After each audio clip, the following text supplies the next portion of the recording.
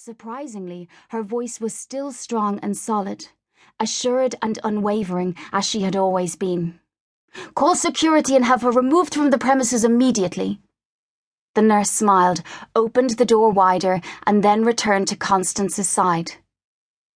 "I can come back," Kitty finally said. She turned away but found herself faced with more hospital paraphernalia and so turned again, searching for something normal, something ordinary and everyday that she could focus on, that would fool her mind into thinking she wasn't there in a hospital with that smell with her terminally ill friend.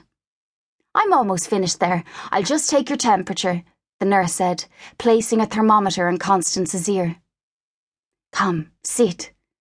Constance motioned to the chair beside her bed. Kitty couldn't look her in the eye. She knew it was rude, but her eyes kept moving away as though pulled by magnetic force to things that weren't sick and didn't remind her of people that were sick. So she busied herself with the gifts in her arms. "I brought you flowers." She looked around for somewhere to put them. Constance hated flowers. She always left them to die in their vase whenever anybody attempted to bribe her, apologise to her, or simply brighten her office. Despite knowing that, buying them had been part of Kitty's procrastination, particularly as there had been an enticing queue before her. "Oh dear," the nurse said. "Security should have told you that flowers aren't allowed in the ward." "Oh, well, that's not a problem. I'll get rid of them." Kitty tried to hide her relief as she stood up to make her escape. "I'll take them," the nurse said. "I'll leave them at reception for you so you can take them home. No point in a beautiful bouquet like that going to waste." "At least I brought cupcakes." Kitty took a box from her bag. The nurse and Constance looked at one another again. "You're joking. No cupcakes either." "The chef prefers patients to eat food which has come only from his kitchen." Kitty handed the contraband to the nurse. "You can take them home too," she laughed, studying the thermometer. "You're fine," she smiled at Constance. They shared a knowing look before she left, as if those two words meant something entirely different. They must have done, because she wasn't fine. She was eaten away by cancer.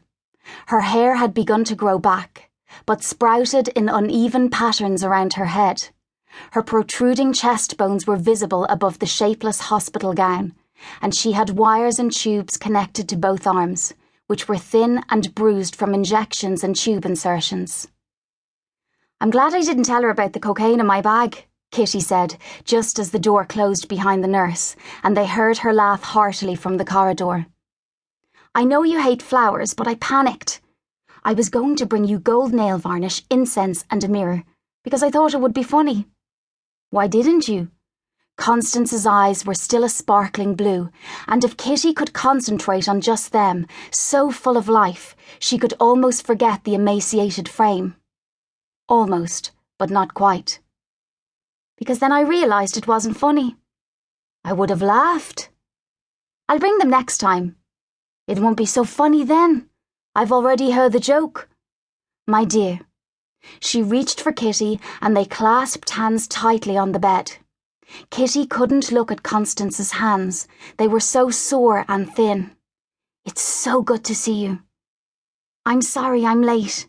"It took you a while." "The traffic." Kitty began and then gave up joking. She was over a month late. There was a silence, and Kitty realised it was a pause for her to explain why she hadn't visited. "I hate hospitals." "I know you do." "Nosocomophobia," said Constance. "What's that?" "Fear of hospitals." "I didn't know there was a word for it." "There's a word for everything. I haven't been able to poop for 2 weeks. They call it anismus." "I should do a story on that," Kitty said, her mind drifting. "You will not. My rectal inertia is between you, me, Bob, and the nice woman I allow to look at my bottom." "I meant a piece on phobia of hospitals. That would make a good story." "Tell me why." "Imagine I found somebody who is really sick and they can't get treatment. So they medicate at home, big deal. Or what about a woman in labour? She's pacing up and down on the street out